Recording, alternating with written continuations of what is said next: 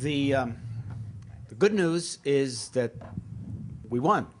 There's no incinerator in Greenpoint, Williamsburg. There's no more incinerators in New York City, period. I mean, there's some old ones that have to be dismantled, but by and large, you know, we won that campaign. And why? Because I think you saw it in the video, because of good organizing. And it took a long time. And eventually, as with many organizing campaigns, it's a matter of wearing them down. You know, just holding on long enough until, and then what happened is Giuliani gave up. He decided it wasn't worth. So this was Dinkins' plan, but then Giuliani was supposed to execute it after? Yeah, and then Giuliani had the option of continuing the plans to build the incinerator. And at a certain point, he says, you know, I don't want to be bothered. And that's how you do it. And that's how we're going to win in Atlantic Yards as well. About the question of not in my backyard, was there another one? NIMBYism, yeah. NIMBYism, okay. Where does the trash supposed to go?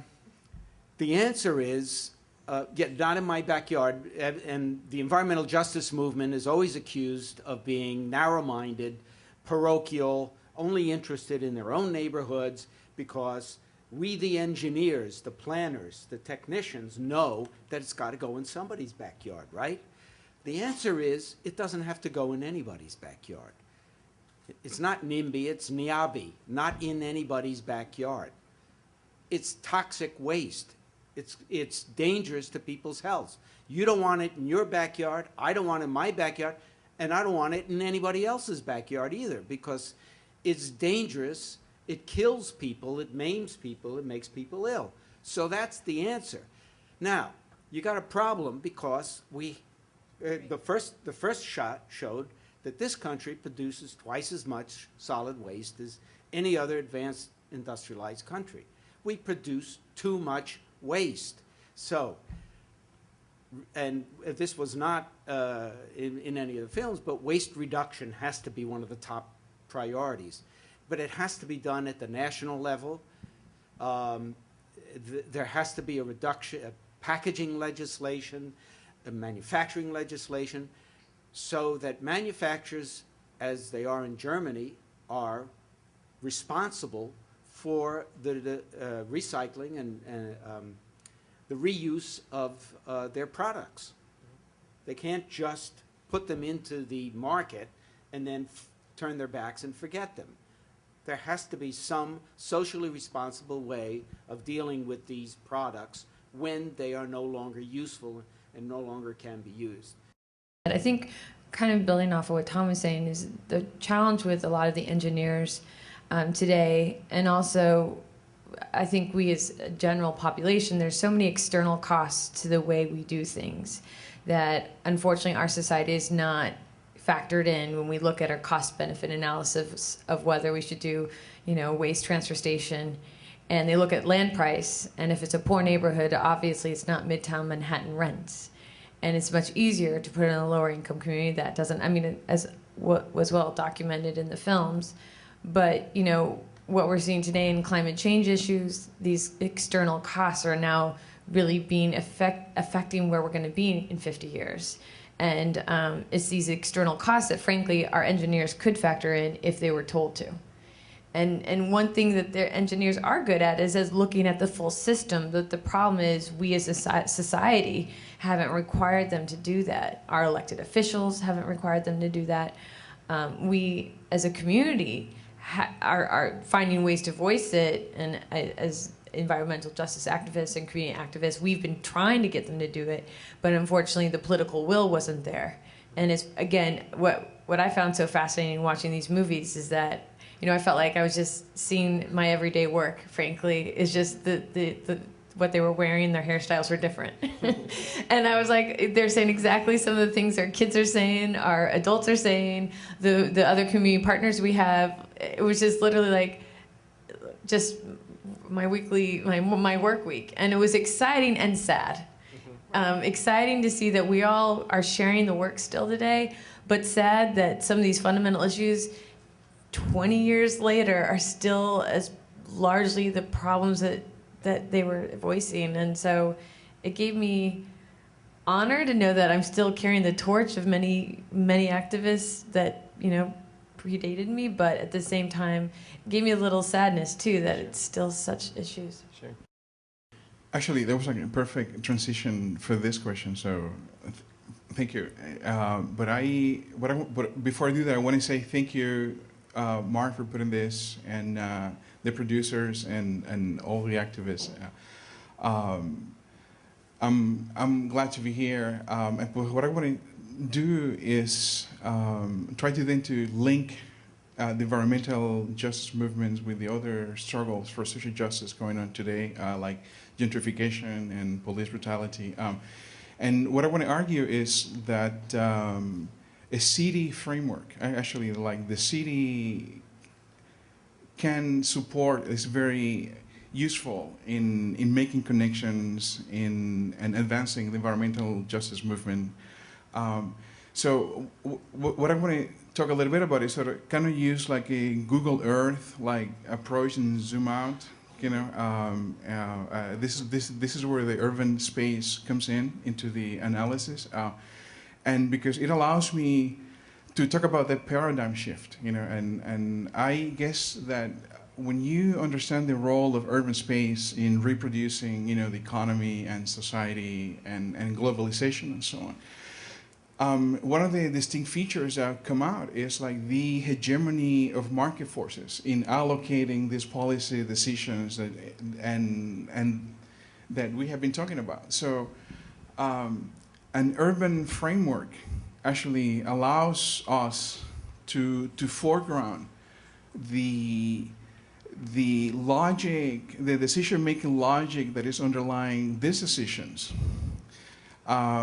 and also create the conditions for fighting against. And I totally agree with you that a paradigm shift is a necessary condition. I use the term neoliberalism to describe this sort of restructuring that has been going on for the last 40 years that has a distinct signature to it. And a minimal definition of neoliberalism is this triangulation between deregulation, privatization, cuts, and government spending.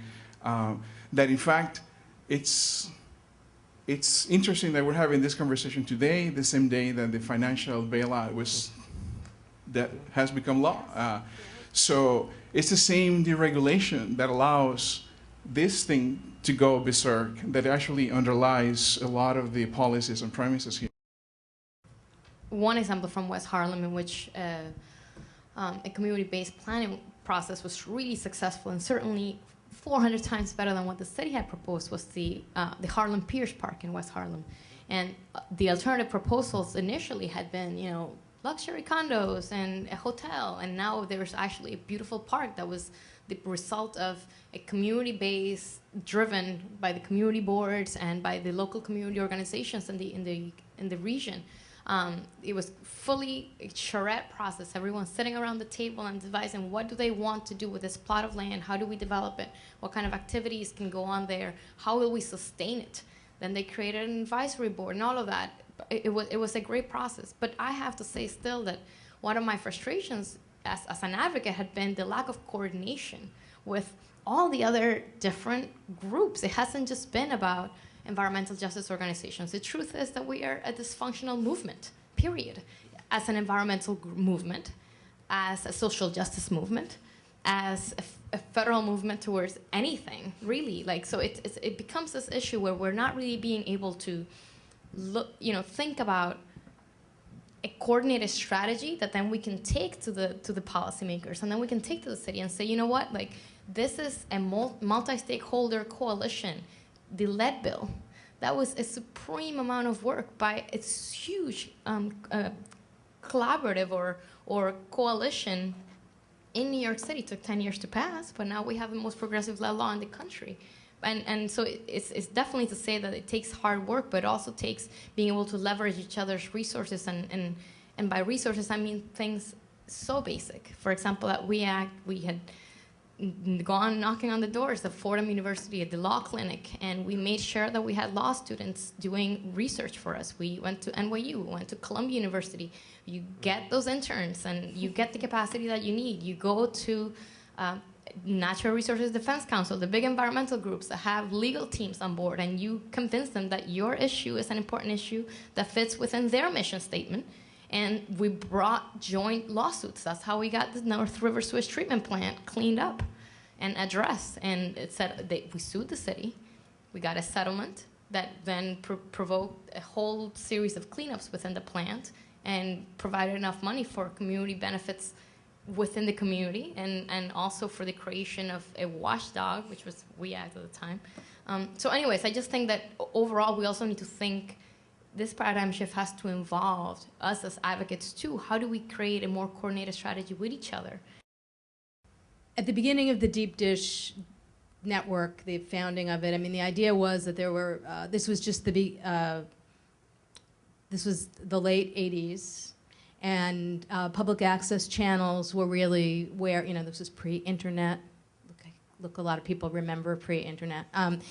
Out there. So, people were producing kind of activist videos all around the country and showing them in their communities and showing them on local public access channels. But there really wasn't a lot of sharing of that work. And so the idea that Deep Dish was founded with came out of Paper Tiger Television, which was, an activist television show on public access in Manhattan, focusing on the media. But when we got some money to do something with a satellite, and we decided to kind of try to create a network of activist producers through that. And so this was in 1986, maybe 86, was the first series, and there were 10 different shows on different issues, and environmentalism. The garbage show was actually from a few years later, but the idea was really to see, really kind of like the last piece showed it. I think a lot of people, it's about connecting issues, connecting activists, feeling like you're not just, you're fighting this landfill in your little town and somebody else is fighting a similar fight, and a lot of times it's the same companies or certainly a similar dynamic. And the idea was to kind of give that bigger picture back, feed it back to the communities as a bigger picture, and to encourage activists to then be able to use that to kind of go a step further. Absolutely, and I think back then, which I have to say, looking at the work today, really there was this belief, a fundamental belief that we all had, that we, for the folks that worked at Paper Tiger Television or Deep Dish TV, that media was an instrumental tool for democracy. That the only way that we could really ensure democracy on some level was to tell the stories from the perspective of the community, if you will. And when I think of the Breathless piece, where you see these activists really talking about what's happening in their community, and they're so informed, and they really have the pulse of what's going on, one of the the programming, I feel like, particularly this strand in terms of the environment, the strongest pieces of the programming that we put up during those years was really, it had that pulse of the community in a real vibrant way.